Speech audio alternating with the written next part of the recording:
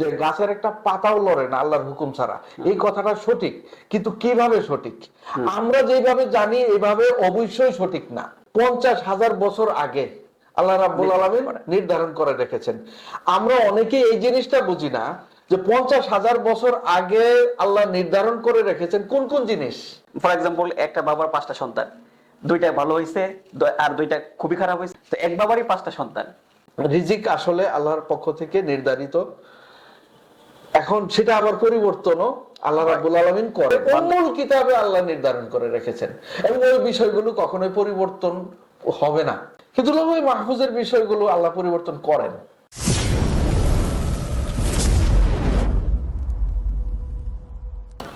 আসসালামু আলাইকুম ওয়া রাহমাতুল্লাহ। কোরআনিক উইজডম পডকাস্টে আপনাদেরকে স্বাগতম। আমরা এই পডকাস্টের মাধ্যমে কোরআনের আলোকে আমরা কিভাবে সুন্দর একটা জীবন যাপন করতে পারি, কিভাবে একটা আনন্দময় লাইফ লিড করতে পারি, এই বিষয়গুলো নিয়েই আলোচনা করার জন্য চেষ্টা করব। আশা করছি আপনারা আপনাদের মূল্যবান মতামত এবং সময় দিয়ে আমাদেরকে সহযোগিতা করার জন্য চেষ্টা করবেন। তো তারই ধারাবাহিকতায় আজকে আমাদের মাঝে আলোচনা করার জন্য উপস্থিত আছেন বিশিষ্ট লেখক, গবেষক এবং লাইফ কোচ উস্তাদ মাহমুদুল হক সিদ্দিক। আজকে আমরা উস্তাদের কাছ থেকে জানার জন্য চেষ্টা করব, মানুষের রিজিক সেটা কি বান্দার চেষ্টার উপরে ডিপেন্ডেন্ট নাকি আল্লাহ তাআলার পক্ষ থেকেই নির্ধারিত। তো এই বিষয়ে চলুন উস্তাদের কাছ থেকে আমরা সরাসরি শুনি। আসসালামু আলাইকুম। ওয়ালাইকুম আসসালাম ওয়া রাহমাতুল্লাহি ওয়া বারাকাতুহু। আমরা সরাসরি প্রশ্নে চলে যাই।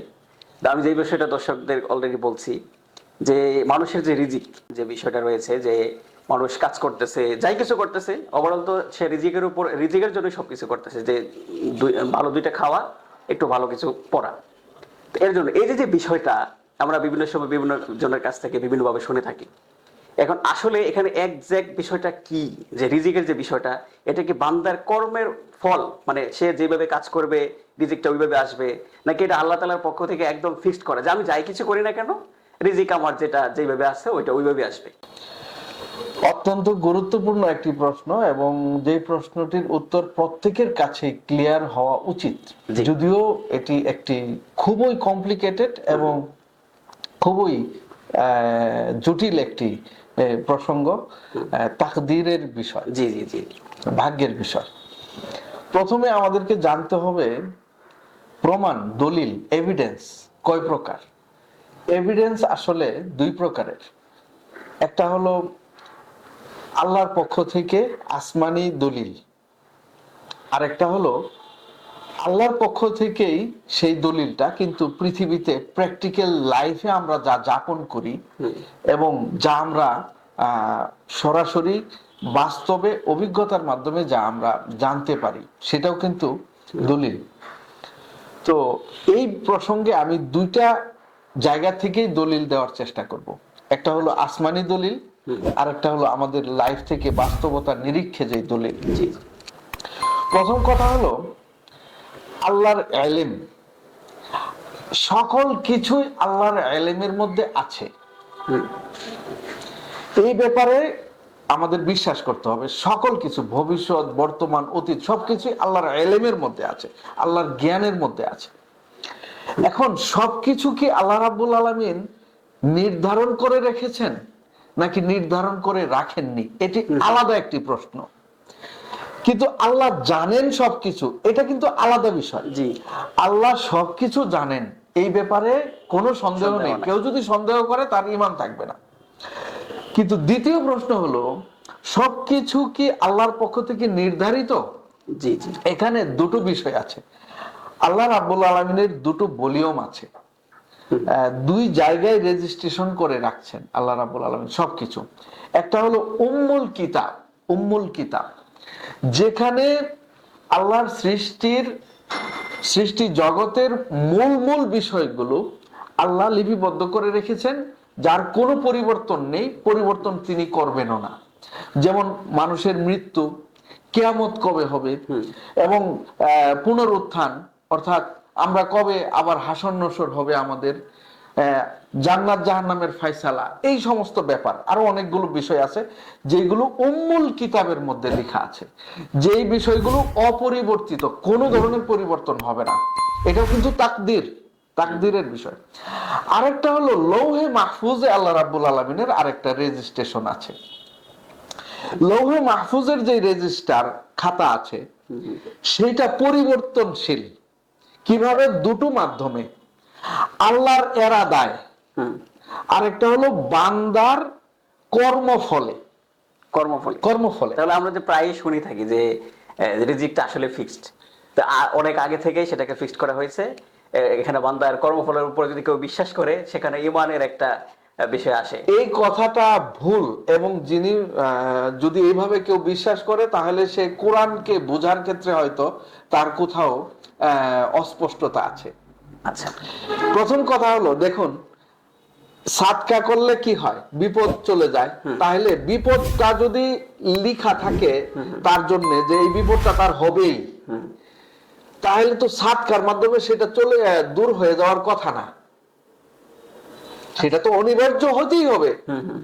তাহলে লৌহে মাহফুজে একজনের জন্য আল্লাহ রাব্বুল আলামিন একটা বিপদ লিখে রেখেছেন, কিন্তু ওই ব্যক্তি যদি সাদকা করে তাহলে ওই সাদকার মাধ্যমে ওই লেখাটা তিনি কিন্তু আল্লাহ রাব্বুল আলামিন উইথড্র করে ফেলতেছেন, সেখানে তার বিপদটা উঠায় নিয়ে গেছেন। তাহলে সাদকার মাধ্যমে তার আল্লাহর সিদ্ধান্ত আল্লাহ পরিবর্তন করলেন। আপনার রিজিকের মধ্যে আল্লাহ বরকত দিবেন। বরকত মানে কি? রিজিক বৃদ্ধি করে দিবেন। তাহলে রিজিকটা যদি ফিক্স থাকে তাহলে তো বরকত যদি উনি দেন, বাড়ায়া দেন, তাহলে তো উনার নির্ধারিত জিনিসটার মধ্যে আবার বৃদ্ধি করবেন, বর্ধন হচ্ছে না, তাহলে তো বরকতের বিষয়টাই থাকতেছে না। এটা হলো লজিক্যাল অ্যাপ্রোচ। আর কোরআনের সরাসরি কথা, মাইয়া আমাল মিসকালা যাররাতিন খাইরাই ইয়ারাহু ওয়া মাইয়া আমাল মিসকালা যাররাতিন শাররাই ইয়ারাহু। এটা আমরা জানি যে শুধু পরকালের জন্য, যে যাররা পরিমাণের, অ্যাটম পরিমাণের কেউ যদি ভালো কাজ করে তাহলে সে তার প্রতিদান পাবে।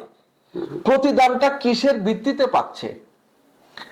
কাজ করার ভিত্তিতে পাচ্ছে। সে যতটুকু কাজ করবে ততটুকু প্রতিদান পাবে। এটা কি আমার কথা? এটা তো কোরআনের কথা, এটা আসমানি দলিল। কোরআন শরীফের মধ্যে আল্লাহ বলছে, যাহারাল ফাসাদু ফিল বাররি ওয়াল বাহরি বিমা কাসাবাত আইদিন নাস। মানুষের হাতের কামাই, জলে স্থলে যত এই ফিতনা ফাসাদ ঘটে, এই সব কিছুর এটা মানুষ নিজের হাতে কামাই করতেছে, অর্থাৎ তাদের কর্মফল।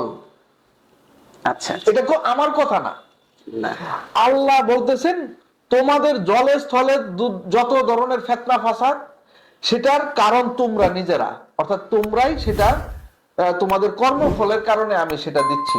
তাহলে এটা তো লিখিত বিষয়টা, যদি লিখিত থাকতো তাহলে তো আল্লাহ কর্মফল বলতেন না।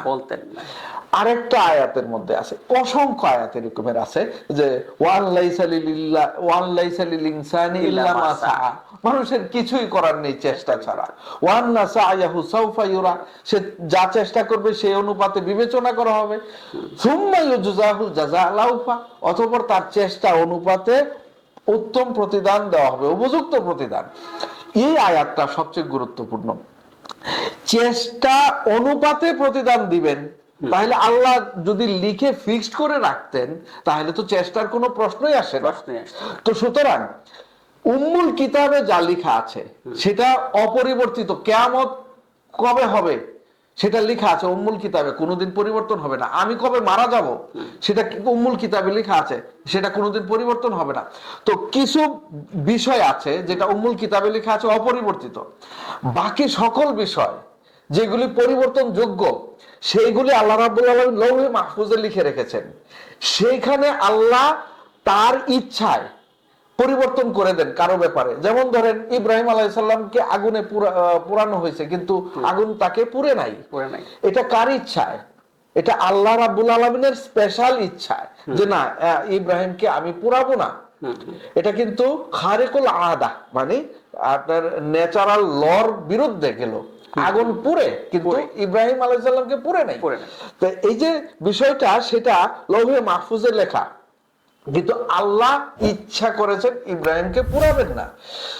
রাসূলুল্লাহর চাচাকে হেদায়েত দেননি, এবং এই ব্যাপারে বলছে লান তাহদি মান লা তাহদি মান আহবাবতা, তুমি এই ব্যাপারে কথা বলতে পারবে না, তুমি নিজে যাকে মহব্বত করো হেদায়েত দিতে পারবে না। তার মানে স্পেশাল ইচ্ছা কোন আল্লাহ বান্দার কোন বিষয়ে বা কারো কারো ব্যাপারে আল্লাহর স্পেশাল কোনো ইচ্ছা থাকতে পারে, কোনো কারণ ছাড়াই একজনকে কোটিপতি বানায় দিতে পারেন, এটা আল্লাহর ব্যক্তিগত বিষয়। তিনি কাদের ফাআলুল লিমা ইউরিদ, যা খুশি তাই করতে পারেন, সেই জায়গা থেকে উনি করেন। আরেকটা হলো জেনারেল ল, সাধারণ আইন, যে যে কোনো মানুষের জন্য যেটা আপনার জন্য একটা রিজিক নির্ধারিত করা আছে, কোথায়? লৌহে মাহফুজে। এখন আপনি এই রিজিকটাকে বৃদ্ধি করতে পারেন কিসের মাধ্যমে? আপনার দোয়ার মাধ্যমে, আপনার দান সৎকার করার মাধ্যমে, আপনার চেষ্টার মাধ্যমে। আবার এই রিজিকটা আল্লাহ কমায়ও দিতে পারে আপনার কর্মফলের কারণে। আপনি কোন গুনাহের কাজ করছেন, যার কারণে ওই আল্লাহ যেটা লিখে রাখছিল সেই রিজিকের মধ্যে আপনার মানে কমতি চলে আসবে। ইয়াকবিদু ওয়ায়ুবসিতু ওয়ায়াবসুতু, মানে আল্লাহ রিজিক বাড়ায়ও দেন আবার কমায়ও দেন। তাহলে এই যে যে ঘটনা বাড়ানো কমানো, সেটা কোথায় ঘটে? সেটা লৌহে মাহফুজে ঘটে। কিসের ভিত্তিতে? আমাদের কর্মফলের ভিত্তিতে। দুটো ভিত্তি আছে, একটা আল্লাহ ইচ্ছা করলে কোন কর্মফল ছাড়াও করতে পারেন, সেটা আল্লাহর ব্যক্তিগত বিষয়। কিন্তু নরমালি আল্লাহ বান্দার কর্মফল অনুযায়ী আল্লাহ রিজিকের ফয়সালা করেন। এইখানে একটা বিষয় থাকে যে আমরা সাধারণত যেভাবে মানে বিষয়টাকে বিলিভ করি যে না, আমার তো রিজিক ফিক্সড করা, মানে whatever I do and wherever I go my রিজিক is fixed, এরকম মানে আমরা বিষয়টা, এটা মারাত্মক রং কনসেপ্ট। আমরা রিজিক বলতেই মনে হয় যেন আমার সামনে যে প্লেটটা আসবে সেই প্লেটটা হলো আমার রিজিক এবং এইটা আমার নির্ধারিত। এই কনসেপ্টটা এভাবে ভুল। আপনার রিজিক কোথায় নির্ধারিত জানেন? এই জমিনে। ওয়াফিস সামাই রিজকুকুম, আকাশে তোমাদের রিজিক আছে। এটার দুইটা ব্যাখ্যা। একটা হলো আকাশে কে আছে? আল্লাহ আছে, তো আল্লাহর হাতে তোমার রিজিক, এটাও এই তাফসিরও সহি। আরেকটা হলো আকাশ থেকে বৃষ্টি পড়ে, সেই বৃষ্টি জমিনে পড়ার কারণে জমিন উর্বর হয় এবং মানে সেখান থেকে ফসল গজায়, সেই ফসলটা তোমার রিজিক। অর্থাৎ গোটা পৃথিবীকে আপনার জন্য রিজিকের উপযুক্ত করে রেখেছেন, এখান থেকে আপনি রিজিক নিবেন।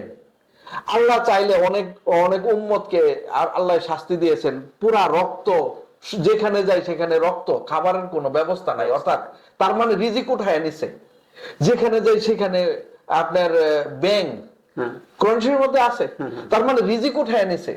তার মানে পুরা পৃথিবী যদি মরুভূমি বানায় দেয় তাহলে রিজিক কোথায় পাবেন? তার মানে হলো এই প্রকৃতিকে মুআহাল, অর্থাৎ এই প্রকৃতিকে উপযুক্ত করে রেখেছেন। এখান থেকে আপনি চাইলেই এটাকে প্রক্রিয়ার মাধ্যমে এখান থেকে আপনার রিজিক বের করে নিতে পারেন। এটা একটা গোডাউন, আপনি চাইলে এই গোডাউন থেকে নিতে পারেন। মানে আমার জন্য রিজিকটা ওখানে আছে, মানে আমার চেষ্টার উপরে ডিপেন্ড, চেষ্টার উপরে ডিপেন্ড, আমি কি পরিমাণ চাচ্ছি। বিষয়টা এমন না যে আমি আজকে যেই প্লেটটা খাবো ওই প্লেটটা আমার আসবেই, এরকম না। হ্যাঁ, এই প্লেটের পরিমাণের রিজিক এই পৃথিবীতে রাখা আছে, সেটা আপনি নেবেন, সেইটা আপনার জন্য বরাদ্দ নির্ধারিত। এখন আপনি নিবেন না সেটা আপনার কর্মফল অনুযায়ী আসবে। কথাটা বুঝে আসছে? জি জি। এই আমরা যদি মানে রিজিকের সাথে সাথে আরেকটা বিষয় যদি ক্লিয়ার করতে চাই, সেটা হচ্ছে আপনার আল্লাহর হুকুম ছাড়া গাছের একটা পাতাও নড়ে না। আল্লাহর হুকুম ছাড়া গাছের একটা পাতাও নড়ে না, ঠিক আছে? তাহলে মানুষ যে এই যে মানে বিষয়টা একটু অনেক গভীরের বিষয়, আমরা এই বিষয়টা নিয়ে অন্য একটা হয়তো পর্বে গভীর এবং বিস্তারিত আলোচনা করবো। এটা একটা লম্বা বিষয়। জি জি জি। ইখতিয়ার, একটা হলো যে ইন্টেনশন, আর হলো আর চুজ। তো নিয়ত করা আর হলো কোনো কিছু নির্বাচন করা।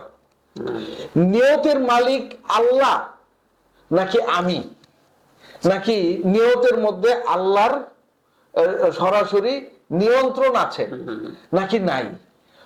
আরেকটা হলো অ্যাকশন চুজ করা। আমি যে কোনো কাজ চুজ করব, সেটা কি আমার ইচ্ছাই করব, আমার ক্ষমতাই করব, নাকি আল্লাহর ক্ষমতাই করব? আমরা এই বিষয়টা অন্য একদিন আলোচনা করব, যে গাছের একটা পাতাও লড়ে না আল্লাহর হুকুম ছাড়া। এই কথাটা সঠিক, কিন্তু কিভাবে সঠিক? আমরা যেভাবে জানি এভাবে অবশ্যই সঠিক না। আমরা যেভাবে জানি, সবাই সচরাচর যেভাবে জানি, আকীদার জায়গা থেকে এটা এইভাবে সঠিক না। এইভাবে যদি কেউ বিশ্বাস করে তাহলে তার ঈমানের মধ্যে সমস্যা চলে আসবে। এটা জাবরিয়াদের মানে মতাদর্শ, সেটা এখানে আমি আমার কিছু করার নেই। জি জি জি, বিশ্বাসটা আসলে এভাবে আসলে তখন তো সবকিছুই একটা হয়ে যায় যে আমি যাই কিছু করছি না কেন। ফর এক্সাম্পল, একটা বাবার 5টা সন্তান, 2টা ভালো হয়েছে আর 2টা খুবই খারাপ হয়েছে, আর একটা মাঝখানে হয়েছে। তো এক বাবারই 5টা সন্তান, তাহলে 2টা এত ভালো হইলো, 2টা খারাপ হইলো, 2টা কি হইলো, এটা যদি আগে থেকে ফিক্সড থাকে বা ওইভাবে যদি ভাগ্যটা এইভাবে নির্দিষ্ট থাকে, তাহলে তো খারাপ ভালো সবকিছু গোড়ায় চলে আসে। আল্লাহ জালেম প্রমাণিত হয়ে যাবে।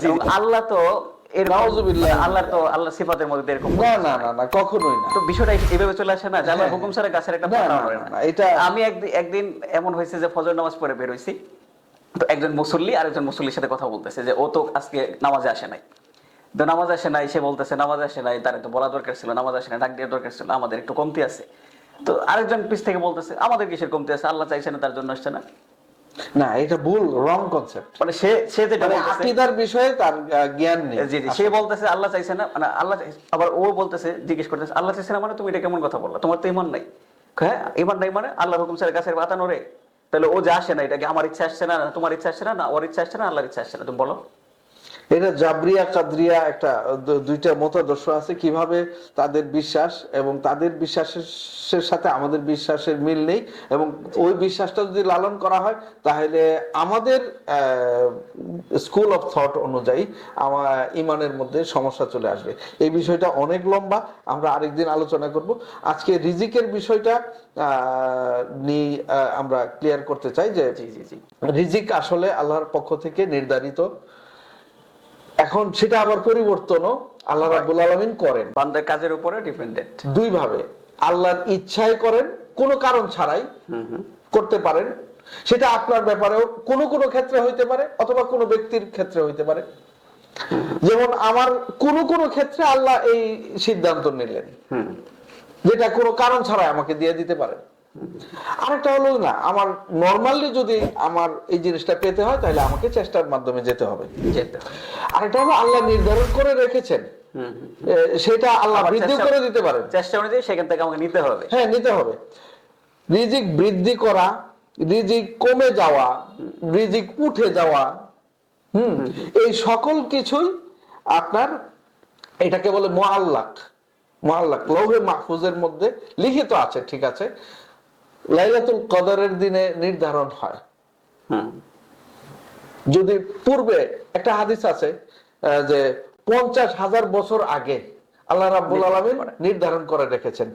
আমরা অনেকে এই জিনিসটা বুঝি না যে 50,000 বছর আগে আল্লাহ নির্ধারণ করে রেখেছেন কোন কোন জিনিস, তার মধ্যে রিজিক আছে কিনা, এবং কোন জায়গায় নির্ধারণ করেছেন। কথাটা তো বলা হয় যে আগে থেকে, এটা ভুল, এবং এইভাবে বিশ্বাস না করে ঈমান 50,000 বছর আগে উম্মুল কিতাবে আল্লাহ নির্ধারণ করে রেখেছেন। এই বিষয়গুলো কখনোই পরিবর্তন হবে না, এবং আল্লাহ ওইগুলি পরিবর্তন করবেন না। সেগুলি খুবই বড় বড় বিষয়, কিন্তু লৌহে মাহফুজের বিষয়গুলো আল্লাহ পরিবর্তন করেন।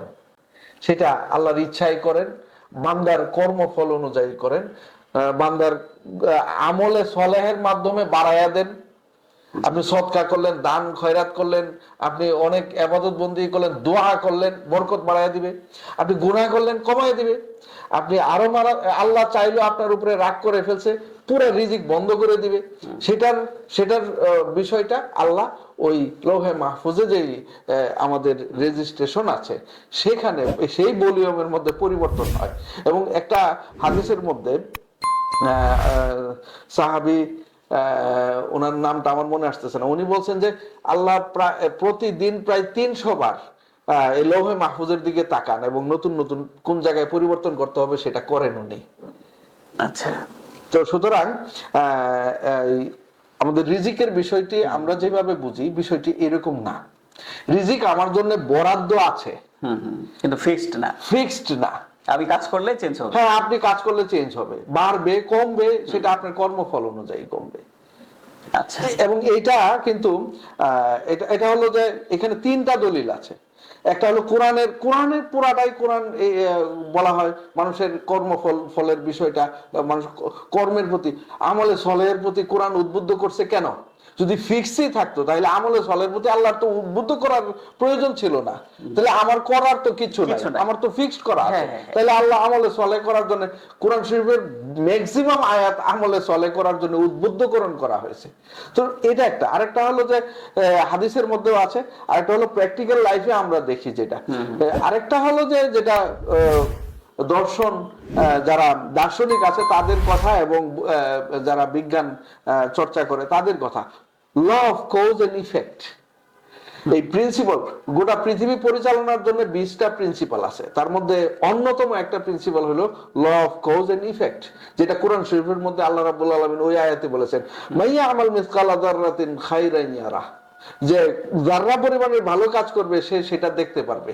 সেই জিনিসটাই ওরা তাদের ভাষায় বলছে law of cause and effect, অর্থাৎ প্রত্যেক কারণেরই রেজাল্ট আছে, প্রত্যেক রেজাল্টেরই কারণ আছে। তার মানে আপনার যদি কোনো রেজাল্ট থাকে তাহলে বুঝতে হবে যে এটার কি আছে, এটার কোনো কারণ আছে। তার মানে আপনাকে রিজিকটা নিতে হবে আল্লাহর খাজানা থেকে একটা প্রসেসের মধ্য দিয়ে। এটা হলো কারণ। আপনি চেষ্টা করবেন, ওয়াবতাগু মিন ফাদলিল্লাহ, দুনিয়াতে ছড়ায়া পড়বেন, আল্লাহর জমিনে ছড়ায়া পড়বেন, জমিন থেকে আপনি সেটা তালাশ করে নেবেন। এই যে প্রসেস, এই কারণ, এটা যদি আপনি ওমর রাদিয়াল্লাহু তাআলা কি করলেন, এক যুবক ছেলে মসজিদে বসে ইবাদত করতেছে, ওমর ধমক দিয়া বললেন যে আকাশ থেকে খাবারের বৃষ্টি বর্ষে না, জমিন থেকে স্বর্ণ গজায় না, বের হও মসজিদ থেকে, আল্লাহর জমিন থেকে তুমি রিজিক তালাশ করে নাও। ওমর খলিফা এবং নবীর পরে যদি কেউ নবী হইতো সে হয়তো নবী, উমরের ইমানের মতো ইমান গোটা উম্মতের মিলেও হবে না। তো সেই উমর রাদিয়াল্লাহু তাআলা আনহু বলতেছেন যে জমিনে বের হয়ে যাও, তুমি এখানে বসে ইবাদত করলেই তোমার রিজিক তোমার এখানে চলে আসবে না। তো সুতরাং রিজিকের বিষয়টা আল্লাহ রাব্বুল আলামিন লৌহে মাহফুজে লিখে রাখেন, বান্দার চেষ্টা অনুপাতে সেটা দেন। শুকরিয়া আপনাকে। আল্লাহ তাআলা আমাদেরকে এই বিষয়গুলো আরো গভীরভাবে বোঝার জন্য তৌফিক দান করুন। আশা করছি এই আলোচনার মাধ্যমে আমাদের দর্শকরা উপকৃত হবে।